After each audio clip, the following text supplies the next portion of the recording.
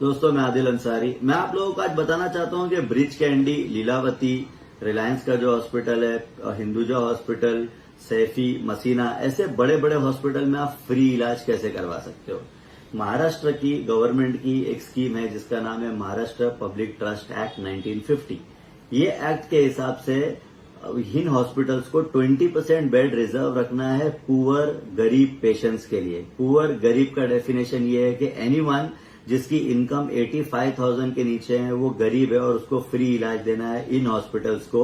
ऐसे 444 हॉस्पिटल्स हैं महाराष्ट्र के अंदर जो चैरिटेबल ट्रस्ट के हॉस्पिटल है।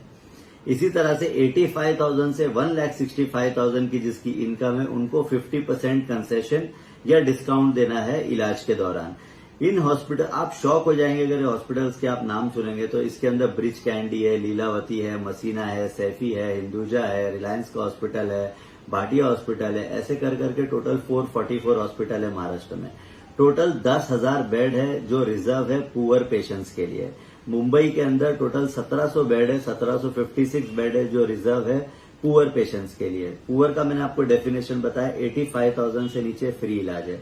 आपको क्या करना है, आपको सिर्फ 2 डॉक्यूमेंट चाहिए। एक हो गया आपका आधार कार्ड, दूसरा आपको इनकम सर्टिफिकेट बनवाना पड़ेगा। इनकम सर्टिफिकेट आपको बनवा के इन हॉस्पिटल्स को कांटेक्ट करना पड़ेगा और इनको बोलना पड़ेगा कि आपको ये चैरिटी के अंदर एडमिशन चाहिए।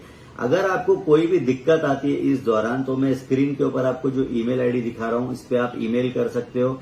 ये चैरिटी कमिश्नर के ईमेल आईडी है, चैरिटी कमिश्नर ऑफिस के, और आप उनकी हेल्प। जैसा कि मैंने आप लोगों को बताया, लीलावती, ब्रिज कैंडी, पुणे के अंदर Ruby hall clinic, Jahangir hospital, इतने बड़े बड़े हॉस्पिटल आपको फ्री इलाज क्यों देंगे, आपके मन में सवाल आया होगा। तो आप समझिए, गवर्नमेंट इन हॉस्पिटल को सब्सिडी देती है।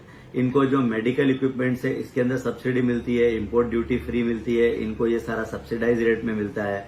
इनको गवर्नमेंट लैंड फ्री में देती है या कम रेंट में देती है। जैसे मैं आपको जानकारी दे दूं, जो रिलायंस का हॉस्पिटल है अंधेरी 4 बंगलो में और सुश्रुत जो हॉस्पिटल है, इन दोनों हॉस्पिटल को जमीन का जो रेंट है, साल भर का रेंट सिर्फ 1 रुपया है। अंधेरी में, वेस्ट में 4 बंगलो के अंदर जो हॉस्पिटल है उसका रेंट साल का सिर्फ 1 रुपया है। उसी तरह से ये सारे हॉस्पिटल्स को बहुत सारी फैसिलिटी दी है गवर्नमेंट ने। इलेक्ट्रिसिटी और वाटर का जो इनका बिल है इसमें एग्जेम्पशन मिलता है, इनकम टैक्स में इनको एग्जेम्पशन मिलता है। बहुत सारे हॉस्पिटल को FSI फ्री दी गई है कि उनको डेवलप करने के लिए, अगर उनका 4 फ्लोर है तो 5वां 6वां फ्लोर बनाने के लिए दिया गया है। तो ऐसी बहुत सारी दिगर फैसिलिटीज गवर्नमेंट इनको देती है, जिसकी वजह से गवर्नमेंट ने इनको कहा है कि आप अपने हॉस्पिटल में 20% बेड को रिजर्व रखेंगे। तो आपको ये फ्री में नहीं मिल रहा है, आपका हक है, सरकार ने इनको बोला है और ये फैसिलिटी आप अवेल कर सकते हो। ऐसा लगता है कि सब्सिडी सिर्फ JNU या गरीब लोग ही लेते हैं, ऐसा नहीं है। सब्सिडी बड़े बड़े हॉस्पिटल भी लेते हैं। आपको आगे बताना चाहता हूं कि महाराष्ट्र स्टेट हेल्थ डिपार्टमेंट की रिपोर्ट आई थी जिसमें यह कहा गया था कि जसलोक, ब्रिज कैंडी और बॉम्बे हॉस्पिटल ने सिर्फ 4.5% पेशेंट को ही ट्रीट किया है, अगेंस्ट 20% जो पुअर पेशेंट को उनको ट्रीट करना था। इसके अलावा कैग की रिपोर्ट आई है, महाराष्ट्र कैग की रिपोर्ट, वो ये कहती है कि बॉम्बे के 11 बड़े हॉस्पिटल ने अपनी जिम्मेदारी गरीब पेशेंट के तौर पे नहीं निभाई। जो उनको गरीब पेशेंट्स के लिए करना चाहिए था, पुअर पेशेंट के लिए करना चाहिए था, उन्होंने एज ए चैरिटेबल हॉस्पिटल वो नहीं किया।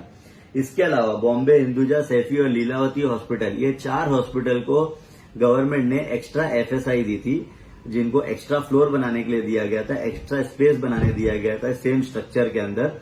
उसके बाद उनसे ये करार हुआ था कि वो 30% पेशेंट को ट्रीट करेंगे, 20% की जगह बढ़ा के उसको 30% कर दिया जाएगा, लेकिन वो भी 20% पेशेंट को ही कंटिन्यू उन्होंने रिजर्व रखा बेड के लिए। तो ये सारी बातें जो है कैग, हेल्थ डिपार्टमेंट और चैरिटी कमिश्नर ऑफिस की रिपोर्ट।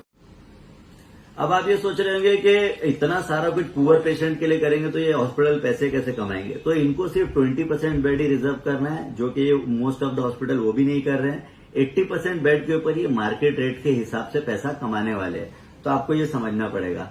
दूसरी बात, एक जो चैरिटी कमिश्नर ऑफिस के से जो डेटा आया था, जो हिंदुस्तान टाइम्स की रिपोर्ट में मैंने पढ़ा हूं, उसके अंदर ये कहा गया है कि पिछले 11 साल के अंदर 70 लाख पेशेंट को ठीक किया गया, जो चैरिटी पुअर पेशेंट थे उनको इन हॉस्पिटल्स में, 444 हॉस्पिटल्स में। उसमें से बॉम्बे के अंदर सिर्फ 4.5 लाख पेशेंट को ही ठीक किया गया। बॉम्बे के अंदर 17% बेड है और सिर्फ 6% पेशेंट को ठीक किया गया है।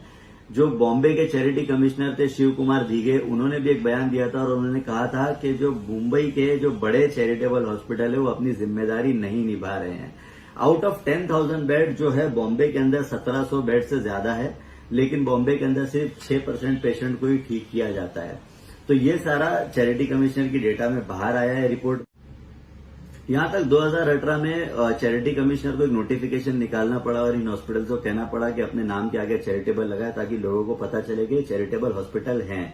इसके अलावा मेरे कुछ सजेशन है जो गवर्नमेंट को मैं देना चाहता हूं, जो लोग अगर ये वीडियो पहुंचता है उन तक तो उनको देना चाहता हूं। पॉइंट नंबर 1, इन हॉस्पिटल्स को अपनी वेबसाइट पे ये बताना चाहिए कि चैरिटी के अंदर कितने बेड अवेलेबल है। पॉइंट नंबर 2, जो चैरिटी कमिश्नर की ऑफिस है उसका जो वेबसाइट है वहां पे क्यूमुलेटिव डेटा होना चाहिए सारे चैरिटेबल हॉस्पिटल्स का कि कहां पे बेड अवेलेबल है, कितने बेड अवेलेबल है और पेशेंट कहां जा सकते हैं। इनकम क्राइटेरिया को एक बार देखने की जरूरत है, क्योंकि आज की तारीख में 85,000 का मतलब बहुत कम होता है, जो कि महीने का मेरे ख्याल से 7-8 हजार है। आज की तारीख में 25,000 कमाने वाला आदमी भी गरीब है, तो उसको भी एक बार रिव्यू करना चाहिए कि ये इनकम क्राइटेरिया इसका बढ़ाना चाहिए। 3 लाख 4 लाख भी लोग साल का कमा रहे हैं, उनको भी इस स्कीम में ऐड करना चाहिए। 85,000 1,65,000 ये बहुत कम है। इसके अलावा मैं ये भी कहना चाहता हूं कि वार्ड लेवल के ऊपर जो लोग हैं, जो वार्ड ऑफिसर्स बैठे हुए हैं, जो लोकल लेवल पे जो लीडरशिप है, उनको भी ये बात लोगों तक अवेयरनेस करना चाहिए कि ऐसी कोई स्कीम है। तो इन चैरिटेबल हॉस्पिटल को भी अपने रिसेप्शन एरिया में एक एलईडी लगाना चाहिए और वहां पे बताना चाहिए कि कितने बेड अवेलेबल है, कितने बेड खाली है, कितने बेड यूज हो रहे हैं। चैरिटी में 20% जो कोटा है उसमें से। और मैं आप लोगों से महाराष्ट्र की जनता से एक सवाल पूछना चाहता हूं, क्यों आपको किसी मीडिया ने नहीं ये बताया? क्यों आपको अर्नब गोस्वामी में रात में 9 बजे जब वो पूछता है, भारत प्रोग्राम करता है तो नहीं बताया? क्यों आपको मीडिया वाले ये नहीं बता रहे? क्यों आपका नगर सेवक एमएलए एमपी आपको ये बात नहीं बता रहा है? क्यों सत्ता में बैठे लोग नहीं बता रहे? क्यों अपोजिशन लीडर नहीं बता रहे? क्योंकि यह आपकी काम की बात है। आपको इंटरेस्ट नहीं इन बातों में, आपको इंटरेस्ट है पाकिस्तान, चाइना, इंडिया, वॉर, मंदिर, मस्जिद, ये सब में। आप लोगों को सही सवाल पूछना पड़ेगा। आप लोगों को पूछना पड़ेगा कि अगर आज कोरोना वायरस के दौर में 8 से 10 लाख रुपए तक किसी का बिल आ रहा है हॉस्पिटल में, इलेक्ट्रिसिटी का बिल ज्यादा आ रहा है, तो आपको ये मुद्दे की बात करना पड़ेगी जब आपका नेता मुद्दे की बात करना शुरू करेगा। आप जब तक भटकते रहोगे आपको भटकाया जाएगा। मैं आप सबसे रिक्वेस्ट करना चाहता हूं, इस वीडियो को ज्यादा से ज्यादा शेयर कीजिए, सारे व्हाट्सएप ग्रुप में शेयर कीजिए, एफबी पे शेयर कीजिए, यूट्यूब में शेयर कीजिए, सब जगह शेयर कीजिए। चैनल को सब्सक्राइब कीजिए। आने वाले वक्त में मैं ऐसे बहुत सारे वीडियो लाऊंगा जो गवर्नमेंट की वेलफेयर स्कीम के बारे में, चाहे वो महाराष्ट्र गवर्नमेंट हो, चाहे वो सेंट्रल गवर्नमेंट हो। मैं आप लोगों से विदा लेता हूं। आप लोग इस चैनल को जरूर सब्सक्राइब कीजिए और नोटिफिकेशन का बेल आइकन दबाइए। Thank you.